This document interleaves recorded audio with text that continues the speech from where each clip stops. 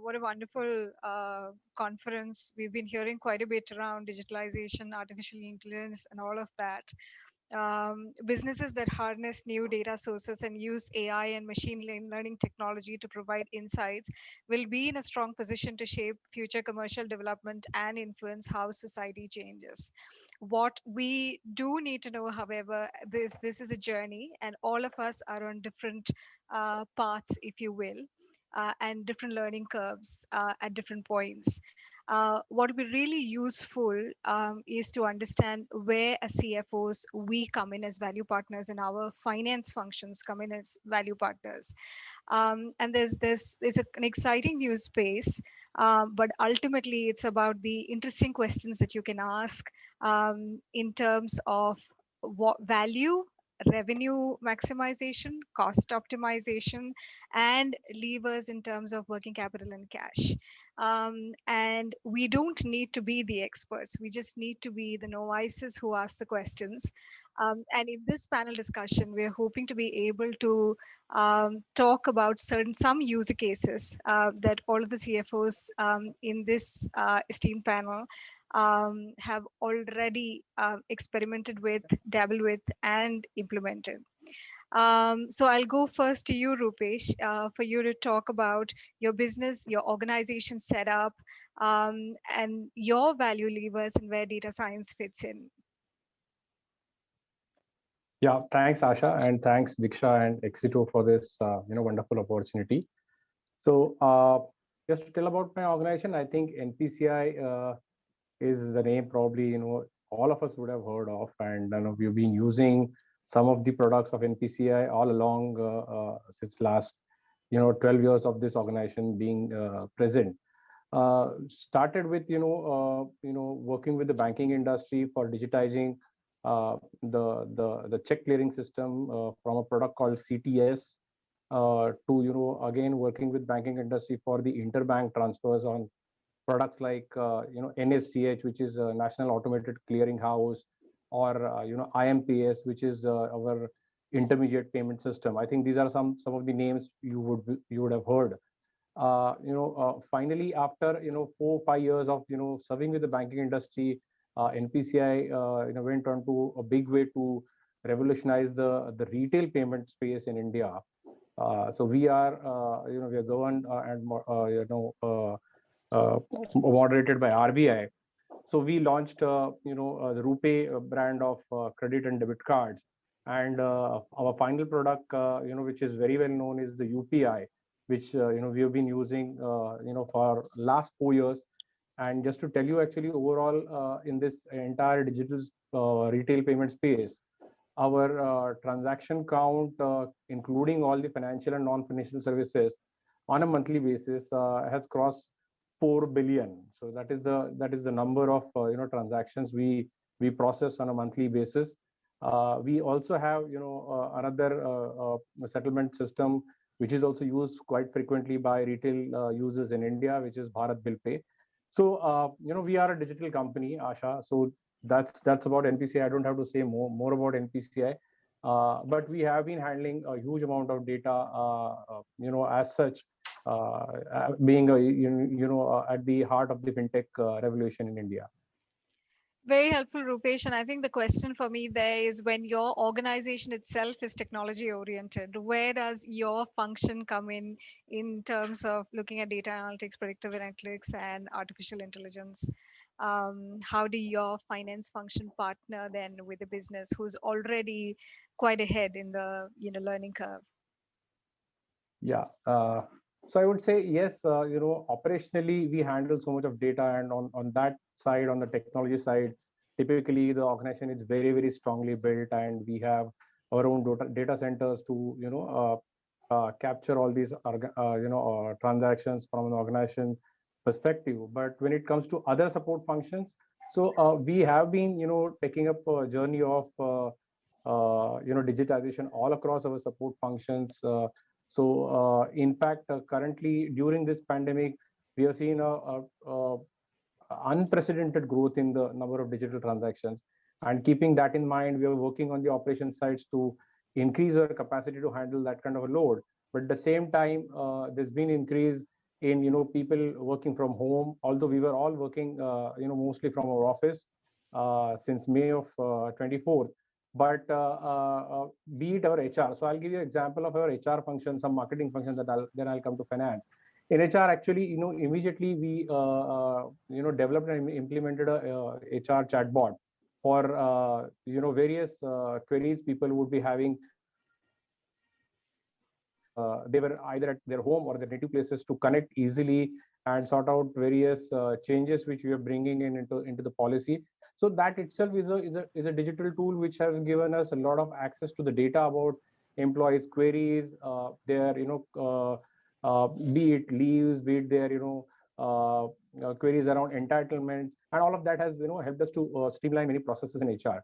As far as finance is concerned, the typical use cases in NPCI, which I would like to quote here is, since we are into all these digital products, so we also get into a lot of marketing campaigns, and marketing spend is a huge cost line item for us in my P&L. And for all that, obviously the decisions are all data driven. So just to give an example, suppose the marketing head comes with a marketing campaign specifically oriented of promoting RuPay as a brand in certain parts of India. I would be sitting with him and looking at, what would be the typical penetration level of, that particular product in that, market. What is the kind of a campaign it is, targeting at. So for example, say if he says, I want to do this campaign in Rajasthan and, targeting only the women users there, because we find the women there are not using RuPay brand or credit or debit card as often as maybe other parts of India. So some of these decisions obviously are all data based. Other use cases are also on the risk side. I would say, be it a failure of a transaction on an operational side. Obviously, there is a machine which is machine learning kind of algorithm which works on identifying the default cases, analyzing them, and to plug those cases going forward. So although NPCI is more of a service oriented organization, going by my past experience, I would say there are many use cases which we as a finance professional can find out, be it asset replacement, if we have proper data captured around it, warranty guarantee kind of claims, depending on each industry, probably one can look at, or even incentivization, which is another a very big tool which we use. So even incentivization of our or anybody's partners or any other intermediaries could be a very good case for use of data and data science.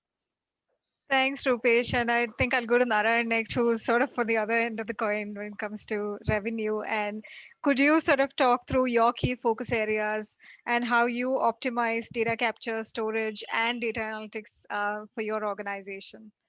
Sure. Thank you. We are, you can call me Naru, okay, firstly. We are an AR, AP automation focused company. We do this on a machine learning AI bed. Okay, so it's a cloud platform, it's a SaaS platform built on ML and AI in order to kind of improve AR and AP automation metrics. That's broadly who we are. Okay, so in India, we have seen fantastic traction over the past 12 to 18 months with about 45 odd large corporates who are now on the platform. So we have two sets of products, one on the AR side, which is focused on digitizing the interaction, invoice presentment, etc., to dealer distributors. Also, we enable dispute and deduction management in that platform. So it's available on a mobile app, web app, etc. Lastly, we also enable payments. So all what Rupesh said, while NCPI has seen fantastic success on the consumer side, we are consuming some of those in order to enable electronic payments on the B2B side, right? So moving away from checks into NACH, etc., etc. So that's one set of product. Second is a reconciliation product for auto reconciliation on the institutional side between your customers and on the AP side with your vendors. So think about auto invoice reading, invoice matching to PO, three-way matching to GRN, etc., right? So that's on the automation side. Now, as a result of doing that, we are sitting on data. We see all kinds of data. We see payment behavior. We see which payment behavior, which is what are the modes of payment. Are people moving to electronic payments? What can we do to nudge them to move to electronic payments? Are people paying on time? So DSO as a metric, which is probably the most important metric on the AR side, where does it stand right now? What can we do to improve the metric? So on our platform, not only we give analytics to the CFO, credit, AR heads, but also actions, right? Saying, can you configure an early payment cash discount to enable reduction of the DSO? Okay. Can you enable channel financing, because we are partnered with banks and NBFCs, to enable your dealer distributors to pay early to you so that your DSO is kind of taken care of, and then they have a loan or a credit line with a bank, right? So 3 parts, right? There is automation, there is data that is generated and analytics presented as a result of that automation. Thirdly, we enable companies to take actions in this platform to improve the metrics such as DSO, DPO, unapplied cash. You talk of any metric on AR and AP, we help companies to do that. And all of this is on the cloud, implementable in 4 weeks, 6 weeks, kind of stuff. So that's who we are, Asha. Could you talk a little bit about your own organization as well, and how you sort of drive some of these prioritizations, if you will, with the team, your own team? Sure. So firstly, being an early stage company, right? For us, collections is very important, right? Because collections obviously is the oxygen, right? So we have a smaller AP and a larger AR kind of a function within the company, right? So hence, ensuring, so today what happens is sales, and not only my organization, any organization, right? Sales spends a lot of time in collections, which should not be the case, right? Sales needs to spend time selling, right? So how can you enable the sales guys, instead of them having to get some Excel sheet, having to log into some portal, work with the CFO's organization to get, a tracker, chase with the customer? How can all of that be streamlined, right? So that there is one version of truth of open invoices, payments that have come in, number of days invoices kind of overdue, right? And working with the customer to say, hey, if you're not going to pay today, which is an overdue invoice, when are you going to pay? Is it 7 days hence? Now that is important, because if you capture that, then you start getting into predictive analytics. Because if you don't know that, right, you don't know when the CFO doesn't know when the customer is going to get paid. So hence he can't take actions on deploying cash or planning for cash, right? So those are some of the steps we do internally, which is what we do with customers. Brilliant. Thank you, Naru. And I will come back to you. Over to you, Mayank. And again, you are in a digital business, right? So could you sort of talk through your organization and the value levers you pull? And really keen to understand your organization as well, who's sort of working as value partners and who's sort of working on the data or driving the data analytics from your own team as against the business, just so that it's clearer for the audience on how they can drive their own organizations. Yeah. Hi, Asha. Hi, everyone. So look, I think I represent 1mg. We are a leading digital healthcare platform. If any of us would have searched any medical or healthcare related keyword, largely, we are the market leader in a content perspective. If you search Telma, any medicine, likely the first search will be us. So we have a huge, content. What we try to do is capture the entire life cycle of anybody who's looking at healthcare, starting from searching for content to online pharmacy ordering, to probably upgrading to doing a diagnostic test, probably followed by a teleconsultation, and probably encompassing an entire healthcare management. Being a tech-driven organization, and largely we are a marketplace, less footprint, but everything connecting all our marketplace vendors with the customers through technology. Our entire organization is driven by data. No meeting and no function works without huge gigabytes and gigabytes of data.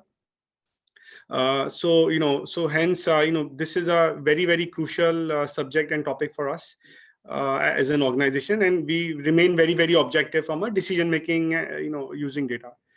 As far as finance organization is concerned, this is a very, very important piece for us. Our primary, between me as CFO and my FP&A team, we are the primary user of the data.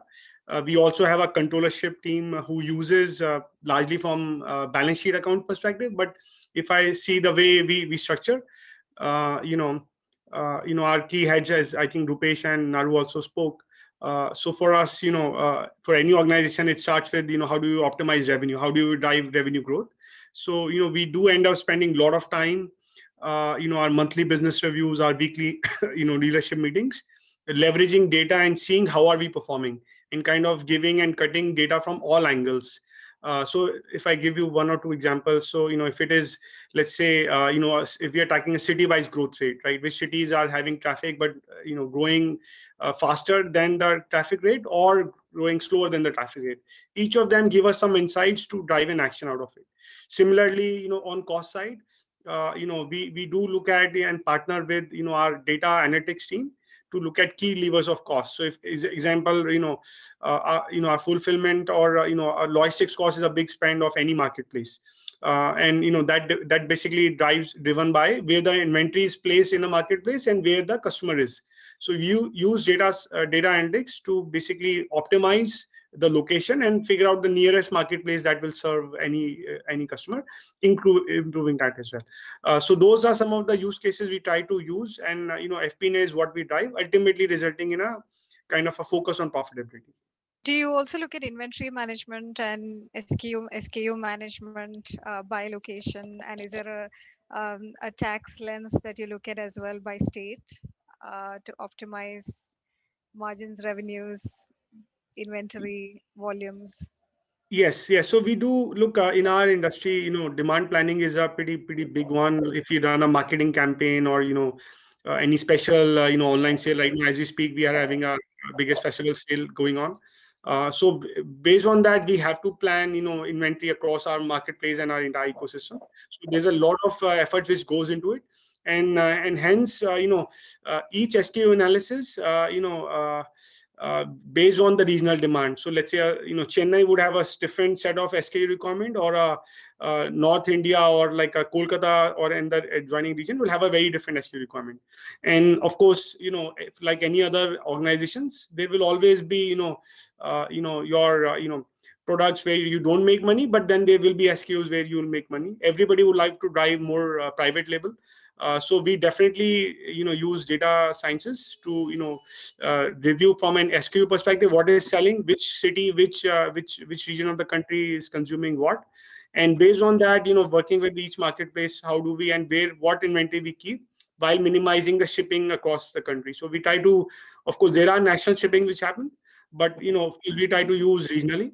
And at the end of the day, we want to minimize the inventory across the channel, across the entire ecosystem. So, that plays a huge role, because inventory stuck up is working capital investment for our entire ecosystem. So we try to, manage it pretty well. Of course, it's not a perfect science, but we keep on learning on, adjusting seasonalities. Let's say if, winter's coming down, during COVID times, of course, mask, sanitizer, we have to make sure we have all the SKUs across the country. There was an immunity booster angle which came in. Limsi, as an example, was a big selling SKU for us last year, during just COVID times. As we see, summer starting to kick in, of course, there will be a different set of SKUs which will come in. So, of course, you don't want to end up building inventories. So it really helps us drive optimization of system level inventory is what we try to track. Fantastic, thank you. And over to you, Ashok, to talk about your organization and where you apply data analytics and sciences. Hi, Asha, and hi to my co-panelists as well. So I represent Essilor. So Essilor in India, Essilor is a French company which is into lens. It's a $7 billion global company, and it is in India for the last 23 years. And Essilor in India is the main brands are Crizal and Varilux, which I think most of the consumers would be used to. So Essilor operates in the B2B space. So we actually sell to the retail outlets, which then actually ends in selling up to the end customers like you or me. So if you look at Essilor, unlike the other companies on the panel, they are all fintech companies. This is a brick and mortar company. They are the traditional company that we look at. So what we have been doing is, so it's been a journey. So we are all on a journey, as far as technology is concerned, as far as automation is concerned, and how we leverage on that automation as we go along. So what we have been trying to do in Essilor, especially in the finance function over the last couple of years that I've been in this job. So we look at how to bring in automation which will simplify lives, make the task more meaningful, and where we can actually analyze the data that sits in the various tools that we use. Just to name a few, so for example, we use RPA in the entire spectrum. And as Naru was talking about, how about reducing or optimizing, DSOs, etc., and so on. So we have B2B portals. So we have launched a B2B portal where we enable customers to actually look at their credit limits, when their credit is going to get blocked, so at least they know when they have to pay. And also we have payment gateways also linked in, where we have also the entire suite. So now in the ERP system, where base master data comes in, which is actually a key to any predictive analysis that we do. So we use a BI, and we use ClickSense as one of the BI tools, and we have a specific function within FP&A where we actually sit and analyze the data. So where we one of the main areas where we have actually started leveraging on data, because we have a mass of data which comes in from our different customers, is basically on the product profitability, because that is one key area. Because we have a wide range of products coming in, and products keep changing over a period of time. Every 1 year we have product launches, etc., and so on. So we also need to know about which are the products where we'll stop selling, what are the stocks, inventory, etc. So it becomes quite a lot of critical data that comes through. And with this, the product and customer profitability becomes extremely key, and also linked to know how much of stocks we actually some of the distributors are sitting with, etc., and so on. So it becomes a powerful analysis which the FP&A tool actually do. So we look at what are the margins, and before we actually strike any new deals, etc., and so on with some of the major customers, there's some of the main data that we look at. So can you sort of talk a little bit more about your FP&A team, and when you're sort of looking at competencies? I did hear one of you talk about an FP&A team and a controllership function, which is probably standard for a lot of us. And then we have finance operations, of course, managing operations, APAR, etc. But when it comes to the team, what is your view of what the competencies for a futuristic finance organization should look like, and what would your advice be if you would want finance teams to upskill on? Okay. So I'll share my experience, because every organizations can be different. So what we have, we have a controlling team which is more backward, is more into transactions, etc., and so on. We have the FP&A team which is more futuristic, which is actually a business partnering team. That is what the FP&A team has to be. And within FP&A, what we do is we have one line which is actually for operations finance, which works very closely with the operations team, both on supply chain as well as manufacture. So they sit down with them on the manufacturing cost analysis, supply analysis. So that's a very dedicated line which goes in. Then also under the FP&A team, because we have this data analysis as well. So we have one person who is actually with a commerce background, has knowledge of structured query language, who knows SQL. Because when we have to use ClickSense, we also need to write queries, etc., and so on. But the person has a commercial background also as well. So at least there's an appreciation and understanding of what, because when we want to use BI tools, we also need to know what is the end output should look like, which should make sense to end users across the organization.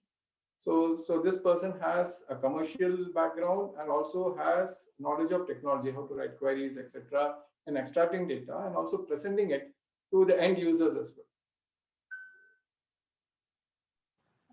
That's brilliant. So nobody sort of looking at R and Python and Hadoop, but you're talking about people who need to have a commerce background such that they're able to ask the right questions and do the right analysis and the right visualization.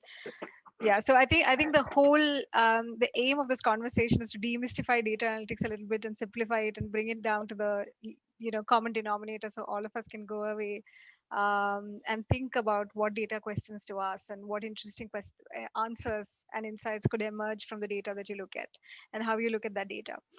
For that purpose, can I just go around the room again and ask for best practices that you would like to share, starting with yourself, Naru? Yeah, sure. So I think, see, the problem with data is there could be less of it or there could be more of it, right? Depending on what stage of evolution you are with technology. Okay. But what we or I like to kind of always go with is first look at the metrics you want to improve. Focus on those, right? So do you want to improve your DPO metric? Do you want to improve your DSO metric? Do you want to look at the unapplied cash as a metric? Do you want to, look at your excess capital? Are you using it well from a discounting, dynamic discounting perspective? So what are you focusing on? Right? What's your issue? Maybe all of these are, okay? I'm not saying, and the companies we kind of speak to, usually all of these are problem statements, right? But hone down on your priority one, okay? That's step one. Step two is then you ask, saying, do you have sufficient data sets to know, let's take DSO as an example, because the easiest one for people to, relate to, right? And it's like the oxygen from an AR perspective. So now, if I ask for a number of a DSO, people will say, yes, it's 45 days. Okay. Now, why is that the case? That's where you need to start getting data. Okay. So which dealers or which distributors, which customers are paying late? Segmentation of customers, right? ABC, the top guys are paying okay, mid guys are paying late, small guys are really horrible. Okay. So that's, that's two. Okay. Three is if you need even more data. For example, when are you sending the invoice? When is the customer viewing the invoice? After that, when he's kind of figuring out a way to pay the invoice. Once he's paid, is it a check payment because of it takes 2 days to clear, right? And then it kind of comes. So what are the components, right, of that the DSO, right? That's where you need even more data, right, to kind of analyze. But that's step one. Step two is you first say, what do I need to improve?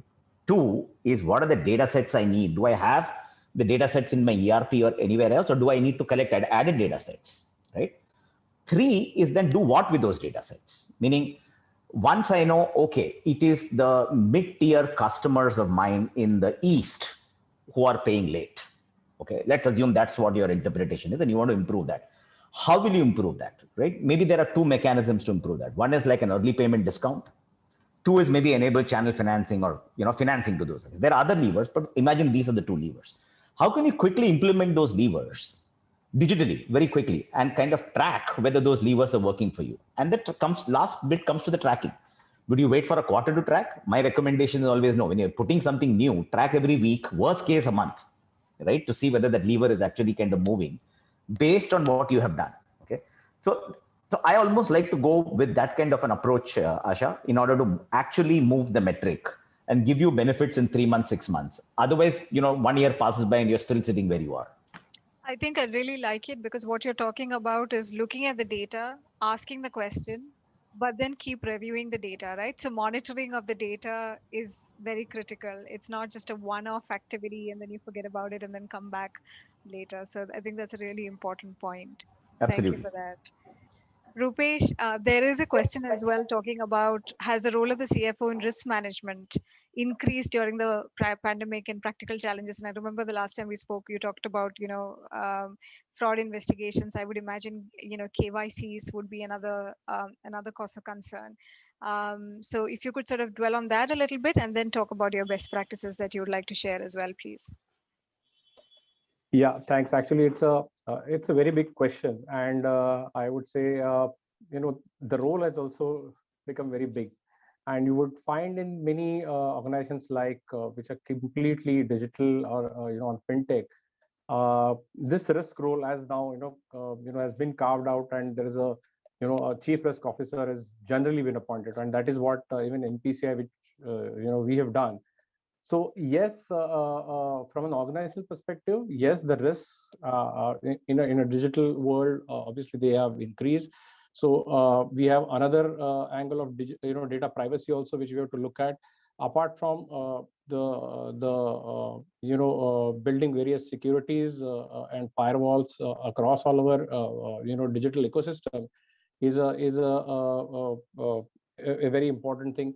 In fact, we have a surveillance. It's not just taking care of the risk. It's a real time monitoring of the entire ecosystem is far and very important. I would say in a data science and a digital world, we all focus on data, But most importantly, I think what I felt, is the, I think, transformation of the people who are working. And most of us actually, as an economy, we are moving away from, brick and mortar model to more and more to the digital model. We have to, change our mindset to the, this data world. And now we are talking on Zoom is one of the example of that. We have adopted technology, so effectively. Or maybe that's the I would say thanks or not or whatever, to the pandemic. But the change of mindset is very important at the employee level. So what we are doing in NPCI here is we are working with all the employees, not only the tech guys who are working on operationally managing what we are delivering to the B2B as well as P2P customers.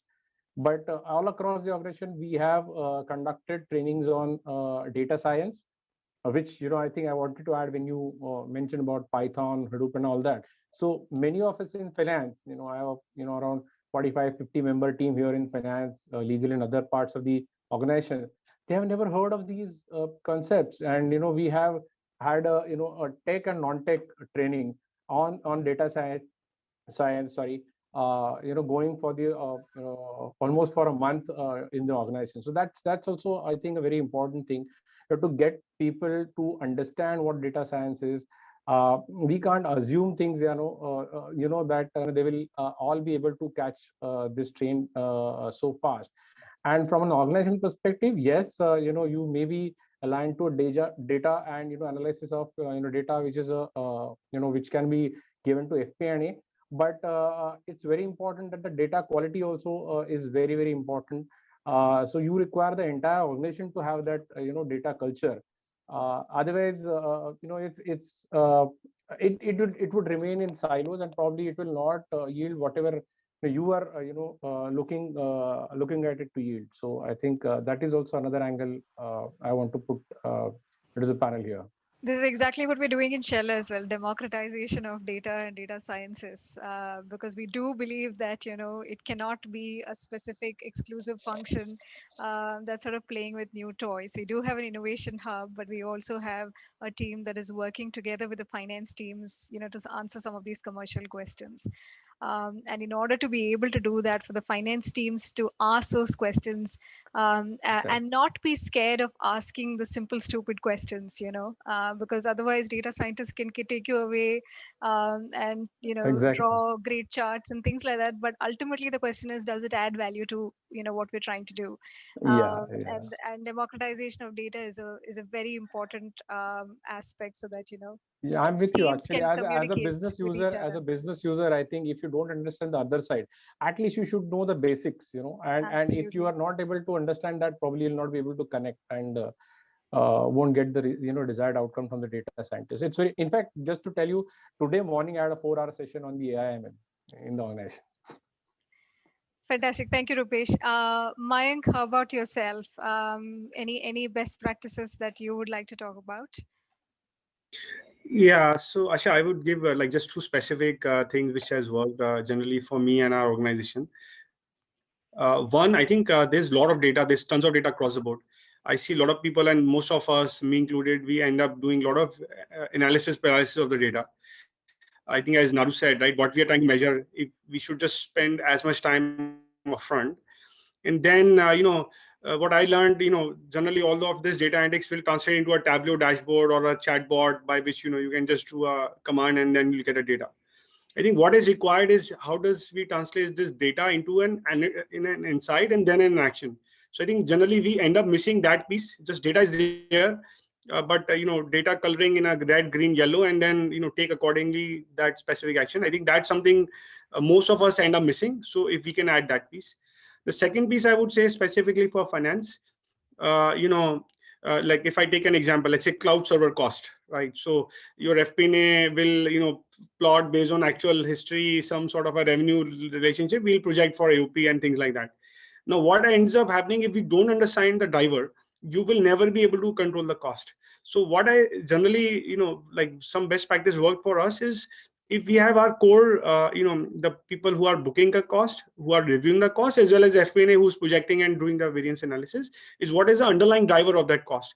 And especially in the today's world, right? So as an example, if a cloud server cost, is going up, there will be various variables, right? There's a rate variable, there is a, our consumption variable, and then also exactly what data we are storing. So, what I just realized that, if finance can also become a active business partner, which in past the business partnering would be, just helping forecast a number, probably reviewing profitability. But I think in these times, finance and business has to coexist, and really, because a lot of the fight is on data, right? How are we analyzing data, and how are we using data to drive business and to drive profitability? So that's the second piece I would suggest is, generally as finance we become a little bit siloed and in-house. It's generally only the FP&A team who talk to the business, and controllership team or a payment team and collections team will talk based on respective, if it's customer for collection and functions for payments. But we end up generally missing the understanding the drivers. I think if we can just spend some time and convert our entire team, whichever format they are in a data driven, in a business finance partnership, I think that generally ends up enhancing the entire overall value add for the finance function. And no one knows the value drivers better than our finance teams, isn't it? So that's so true. And then it's for us to kind of talk to the business about prioritization. But I really like your point around driving actions, and I think that is where business partnering will go to, and become value partnering. We have touchless MI now and predictive planning and all of that, and soon with automation, the true value and the seat at the table is going to be about being able to drive actions from insights, and not have the business go with their gut alone, right? So that's the whole beauty of data. So completely take your point. Ashok, what about you? Yeah, so I think all the co-panelists have touched upon it. So I'll mention very briefly, because see, the thing is, it's very basic, no, garbage in, garbage out. So it becomes extremely important, whatever data we use, in whatever tool we analyze, whatever BI tool we analyze, we have to ensure that the quality of the data that goes into base ERP makes, is indeed right. So what we have tried to do based on the failures what we have had, we are trying to centralize also the master data under finance as well. At least so there's some appreciation of what is the quality of data that goes into the system. Also, the other thing is, we also look at the mandatory fields. What are the mandatory fields that needs to get in whenever we set up any customer or any vendor, etc., and so on. So when we get out that output, at least we know that it is really meaningful in the end, at the end of the day in the analysis, because at the end of the day, it's only paralysis if we, if the data is itself, totally incorrect. And as I had said before, all the reports, etc., and so on, when we should also look at the output a priori, even before entering into any development stage as well. Otherwise, we keep going back to the drawing board time and again, because that is something which we have been kept on doing. So these are some of our experience, my experience, which I'd like to share. No, indeed. I was waiting for one of you to talk about the ego problem, and bad data means bad insights, and or probably wrong insights that sort of cause more harm than good. So absolutely. So that's the problem that we're all trying to solve. We are also talking about ERPs, etc., giving us quite a bit of data, but now there is data lakes and NoSQL information and things like that. That sort of take customer insights to the next level. So I do want to conclude. There are a couple of things that I think I would like to add. One is around the market mix model, market intelligence, and things like that. So I did hear Rupesh talk about it. But when you do marketing, one of the things that we can help with is the market mix modelings.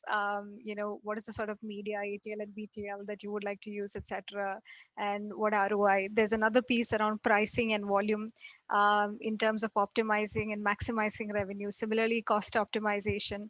I also heard, I think somebody talk about the CAPEX replacement versus, sort of continuing to maintain, preventive maintenance. Yeah.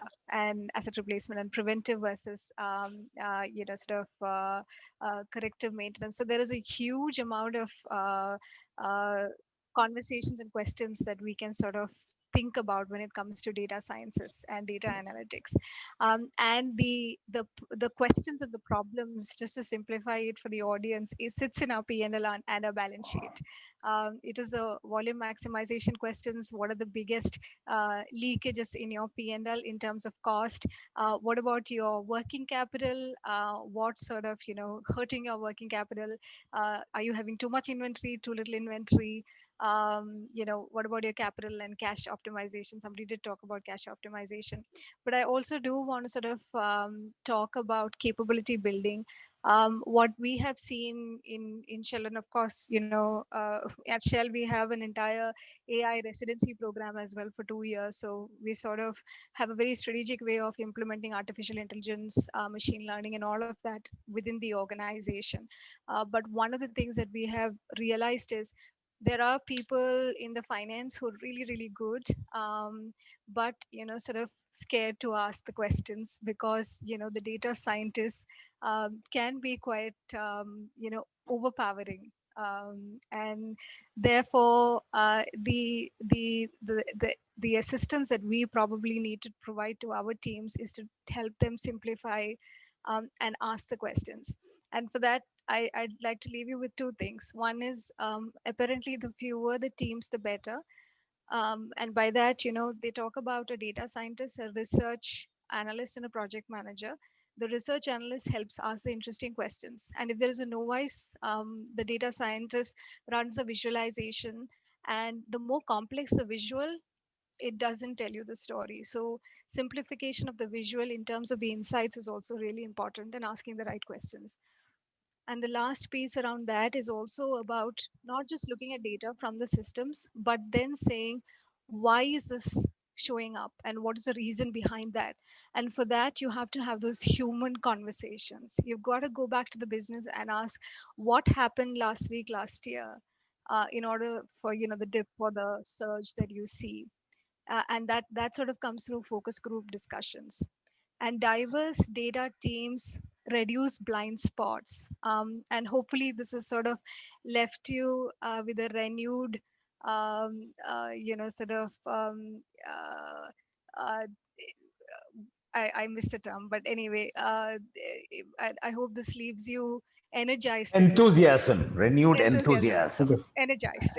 Yeah. Okay, enthusiasm to take on data sciences and not feel overwhelmed by it, because there is so much value and so much. It's going to be so exciting for our finance teams, and it's a great space to motivate our teams as well and take finance to the next level. Just maybe I'll take a minute to add to what he's saying. I think you had briefly touched upon that aspect of data, numbers. This is all dry, and can one ask a question? Does data convey emotions? So to some extent, yes. Actually, there are use cases which we have been working on. Customer satisfaction surveys is, I think, one of the example, or sentiment analysis is used by HR and marketing teams very, very effectively, wherein even the qualitative statements are converted by using algorithms and intelligence to convey the sentiments of customers. And those are, I think, interesting things future will bring to all of us. And data can convey emotions. Possibly we'll be able to see that. Yeah, the qualitative use of data is the next thing. Qualitative use of data, yes.